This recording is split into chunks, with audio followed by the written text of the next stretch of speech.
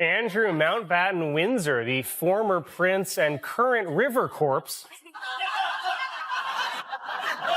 has been arrested and now may be banned from ever taking the throne. In fact, the royal family said the only way he can become king is if it comes down to either him or Meghan.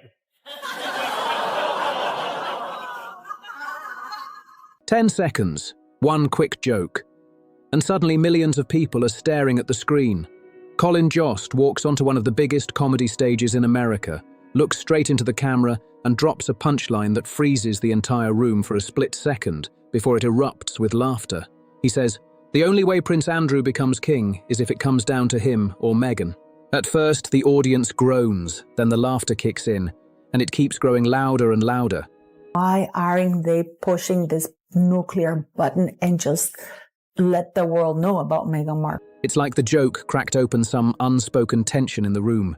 Even Colin Jost struggles to keep a straight face. And just like that, live on national television, the polished public image Meghan Markle worked so hard to build suddenly looks a little shaky.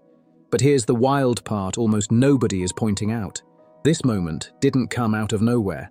Just weeks earlier, same show, same host, Colin Jost had already tossed out another headline-grabbing line. All they had to do was shut up and do nothing, and Prince Harry and Meghan Markle were probably going to get their best news cycle in years, because we know deep down they want to bring down the British royal family. While talking about a new trade deal making global news, he casually slid in a joke that had the crowd instantly locked in. He said, "Great news for both sides. Britain's only demand, America keeps Meghan Markle." Just here it comes. Reopen British markets for American companies. All that Britain demands in return. Boom. The audience bursts out laughing because a joke like that only lands if people already understand the vibe. You can't throw that kind of punchline on live TV unless the writers, producers, and the crowd all feel the shift happening. Andrew's confiding to friends about the not-so-secret relationship with him and Meghan Markle, and this is why Prince Harry wants to end the marriage, and is so disgusted he can barely touch his woman. Since you like that, here's another. Build electric cars, he's going to Mars. Why is he even involving himself with Twitter? It would be like if the Prince of England gave it all up just to marry an actor from Suits. Two jokes, two different nights. Both clips explode online within hours. And remember, this is the same show that for years framed Meghan and Harry as misunderstood figures stuck inside a harsh royal system and a relentless press. And just like that, Meghan was sitting right in the middle of not one but two brutal punchlines. That wasn't random timing. That was a calculated move. And Meghan are back at it again, being disaster tourists, because apparently they have nothing better to do than waste government time and resources, in this case, for the country of Jordan and the WHO and UN's time. The writers and producers behind the show knew exactly what they were doing. They were reading the mood in the room, reading the culture, and sending a message loud enough for millions watching at home to hear. Suddenly, the signal was clear. Meghan Markle had become the punchline. And once Saturday Night Live locks you into that spotlight, escaping it is almost impossible. Health organization, the government of Jordan, and others are making here is enormously appreciated. So thank you for coming. Why is a British ambassador welcoming them on a visit when Meghan Markle has trashed everything, and Harry, about the British government? No public relations team, no carefully crafted statement, no glossy interview can easily flip that switch back. So the real question starts buzzing everywhere. Why now? Why did the tide turn so quickly and so sharply? Because the pressure isn't building slowly anymore. The royal family said the only way he can become king is if it comes down to either him or Meghan.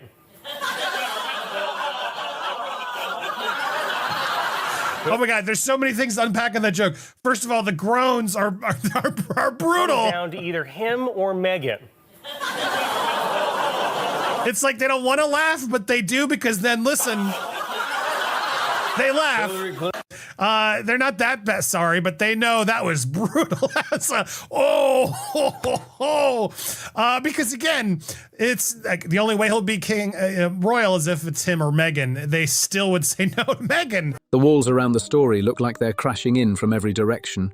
Now it's time to break down every single piece of it. Let's start with that jaw-dropping joke, Prince Andrew.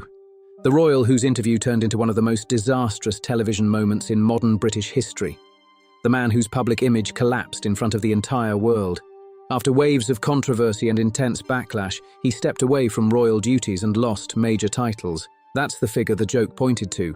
And the punchline suggested that the royal family would supposedly rather see him take the throne than Meghan.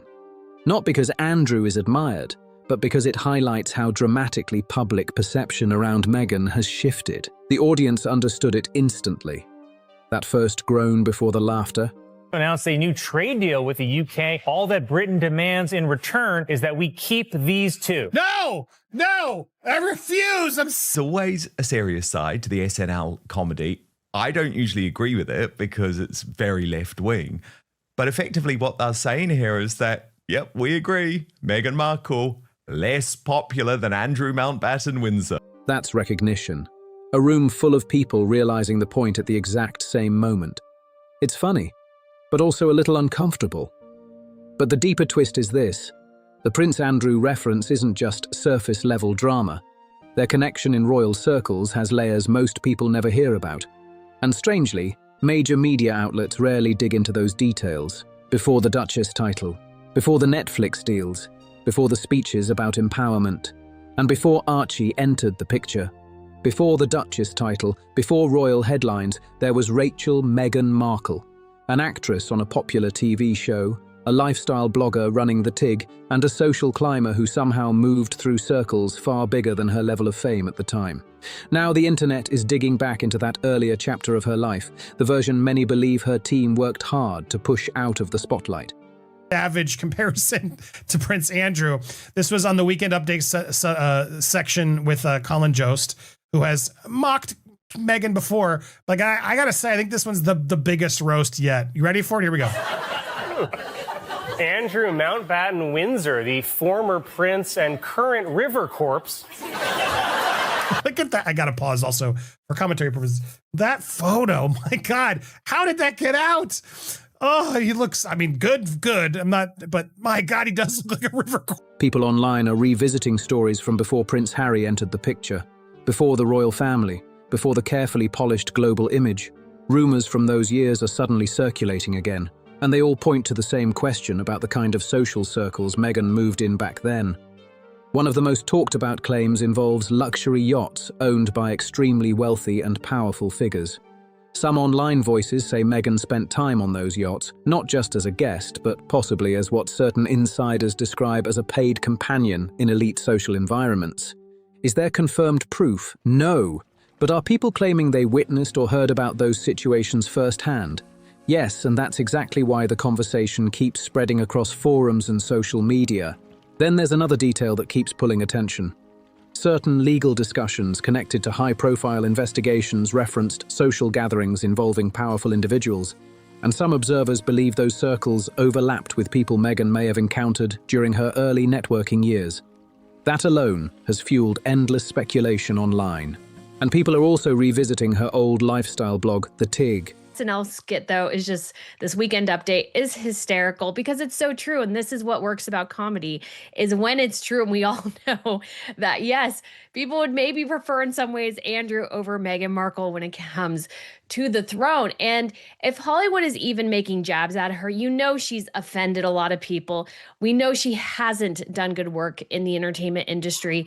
And people are taking notice. People are noticing, hey, that yeah, Meghan Markle may have this title, but nobody really likes her. Nobody buys her stuff. And so we have this situation here where it's just so rife and so... The blog was filled with dreamy stories about exclusive invitations, glamorous parties, and encounters with influential figures. At the time, it felt inspirational and stylish. Now readers are looking at those same posts in a completely different way. Another story that keeps resurfacing involves a vision board she reportedly had years ago.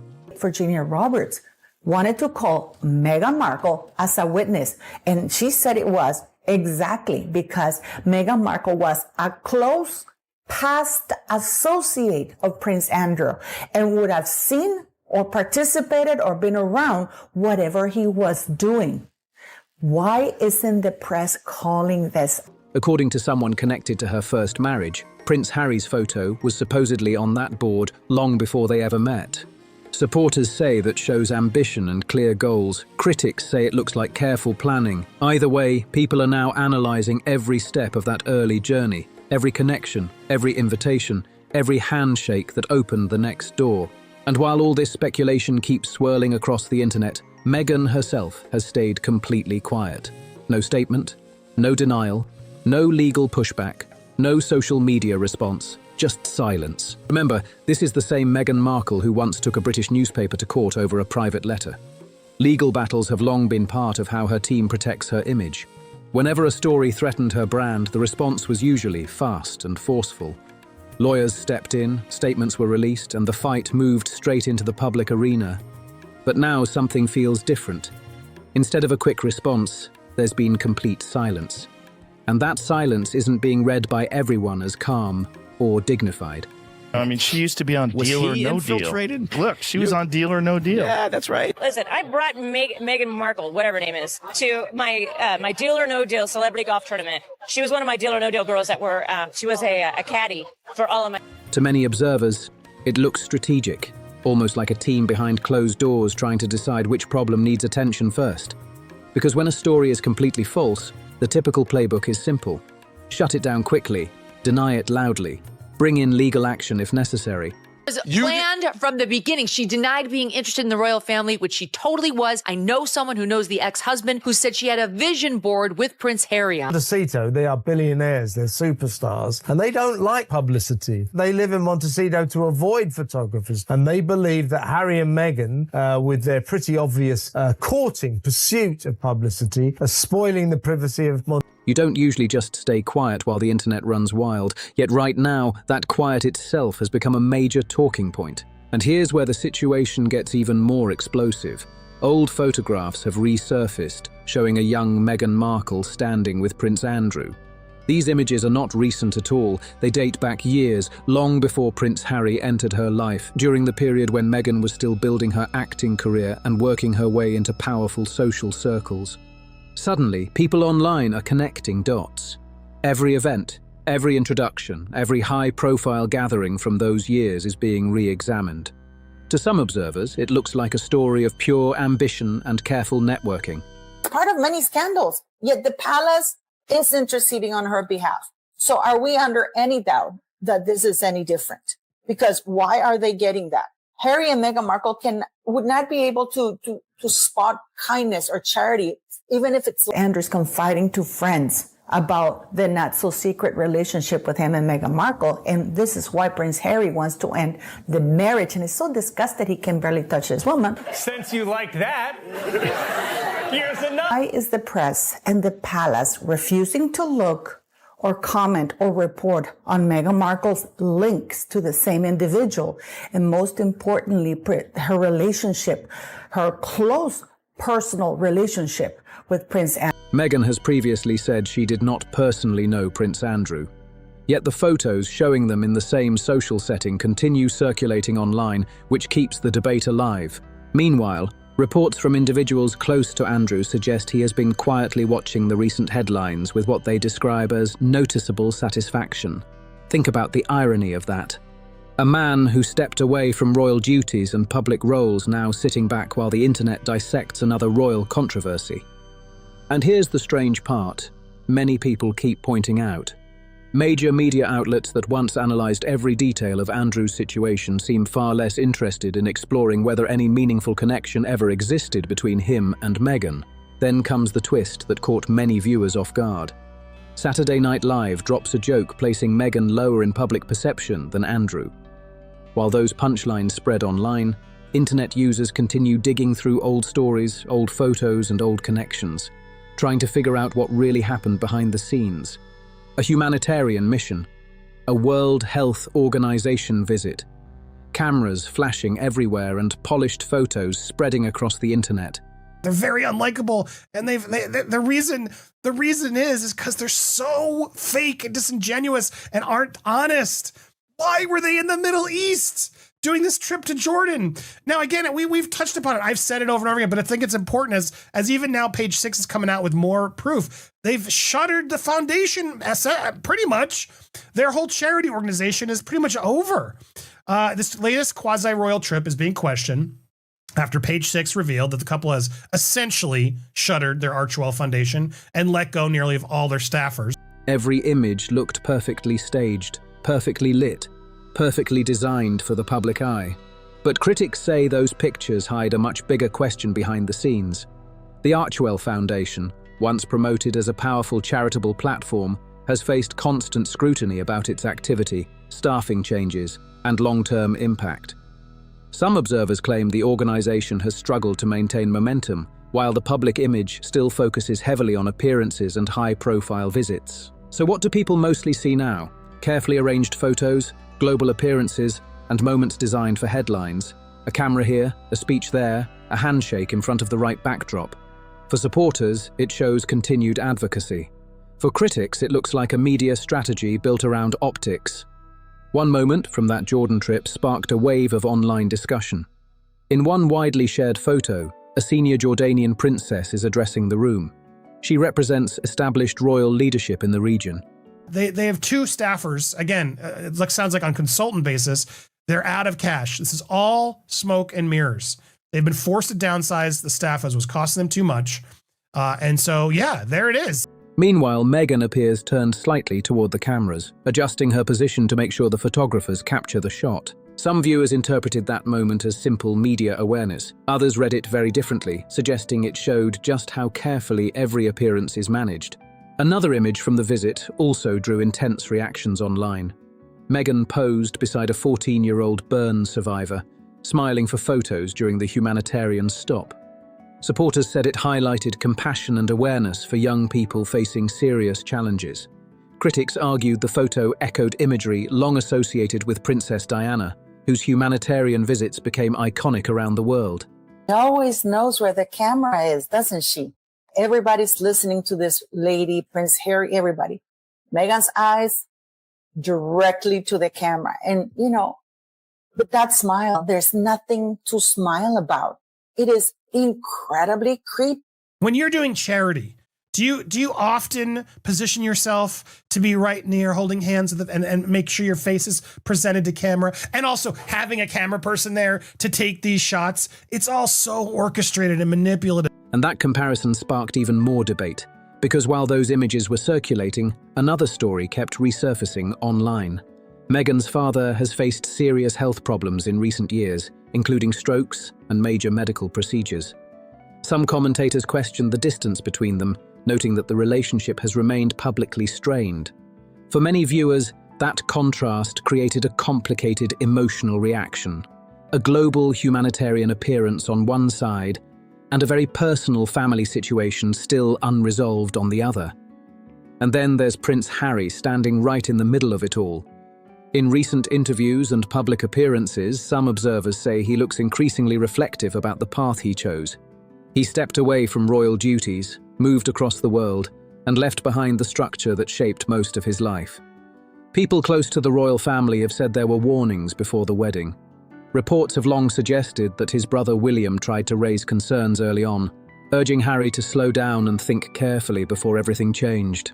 Before the wedding even happened, warning signs were already showing up everywhere. Go through what has happened so far since they touched down in Jordan and visited a specialty hospital in Amman, where Meghan, very much in Diana mode, Diana wannabe mode. They also watched a music class at the Quest Scope Youth Centre at the Zatari refugee camp near Mafraq and took part in a football discussion. Then things get really bad because they're teaming up with Dr. Tedros. Now, Dr. Tedros, bloke who ran the World Health Organization during COVID, one of the worst people in the world, okay? Like, this is not the win that Prince Harry and Meghan think it is, but we'll get into that in a moment. First, let's just watch day one of Meghan pretending to be Princess Diana and Prince Harry thinking he's the one to save the royal family on this fake royal tour. Meghan's own half-brother reportedly spoke publicly, urging Prince Harry to slow down and think carefully before moving forward. At the same time, several longtime friends who had known Harry for years gradually disappeared from his inner circle. One by one, the people who once offered honest opinions were no longer around. For many people watching this story unfold over the years, the reaction hasn't just been criticism. It's been something closer to disappointment and sadness. Harry was seen as the fun, relatable royal for a long time. When the warnings surfaced, some believed he would step back and reconsider. Instead, he pushed forward anyway, and the consequences of those choices have become a huge public debate.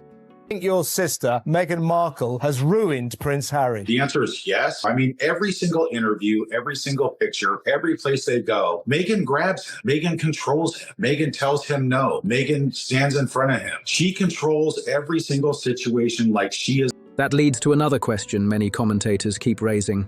Why are the titles Duke and Duchess of Sussex still in place?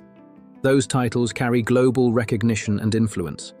Critics argue they still provide the couple with credibility and attention in business deals, media appearances, and public projects. Some royal observers believe that if those titles were ever removed, the entire structure around their public brand would shift overnight. Partnerships could change, invitations might disappear, and the global spotlight could fade dramatically. Feel like royalty, because Harry and Meghan have to constantly keep feeling like they're royalty, because they're grifters, they're faking it. There was nothing royal about this tour. You can stay in the same suite as William and Catherine, but it doesn't make the visit royal. The conversation became even louder after Harry and Meghan made a high-profile visit to the Middle East without formal palace approval or official government coordination. Critics described the trip as looking like an unofficial diplomatic tour, even though they no longer represent the British monarchy. During that period, one of Harry's public comments about the conflict in Gaza drew strong reactions. Israeli officials publicly disputed parts of what he said, with one senior figure responding directly and urging him to review the situation more carefully before repeating certain claims. A member of the British royal family being publicly challenged by a foreign government during an unsanctioned trip while still carrying royal titles. That's not just celebrity drama anymore. Hey, why are these two going? How much does it cost for these two to go? And why do they keep allowing this to happen? I don't get it. Now, as you'll remember, they did, similar visits to Nigeria, Colombia. They love these faux royal tours to go out there to make it seem like they're, royals, when we all know they're not. Critics say that's the kind of situation that starts raising serious questions about diplomacy and responsibility. Right now, the titles Duke and Duchess of Sussex still exist, still attached, still giving global weight to everything connected to the couple. Some royal commentators argue that as long as those titles remain, every controversy tied to them reflects back on the monarchy itself. That's why the pressure keeps building. Some voices are calling for decisive action. Remove the titles, remove them from the line of succession. Update the royal website and make the separation crystal clear.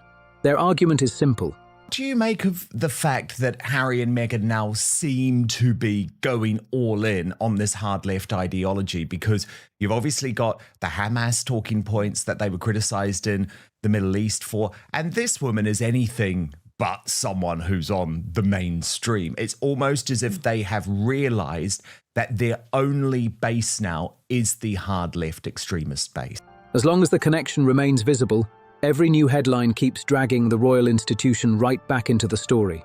But let's go back for a moment to that Saturday Night Live joke. Not because it's the most serious issue. It isn't. The online rumors, the resurfaced photos, the debate around charitable work, and the family tensions are all much bigger conversations. Yet that joke mattered for one powerful reason. It signaled a shift. When a major American comedy show that once treated Harry and Meghan with sympathy suddenly places Meghan in a punchline next to Prince Andrew, and the audience explodes with laughter. One person who I think has been really happy about all of this is Prince Andrew. Yeah, boy. The one person who I think has been really happy about all of this is Prince Andrew. I'm guessing that he has been nudging the royal family. Can you believe what Meghan did, huh? Can you believe it? Something in the cultural mood clearly changed. Moments like that give people permission. Commentators who stayed quiet begin speaking. Social media users who held back start sharing their opinions. Once that shift happens, it's almost impossible to reverse. Now, speculation keeps spreading. Old stories are being revisited. Online debates grow louder by the day. And somewhere in the background, Prince Andrew's name keeps getting dragged back into the conversation in ways nobody expected, which leaves one question hanging in the air. What exactly does he know about these connections that the public still doesn't fully understand? Now I want to hear from you. What do you think is really going on here? If this breakdown made you think differently about the situation, drop your thoughts in the comments below. Don't forget to like the video, subscribe to the channel, and share this with someone who wants the full story.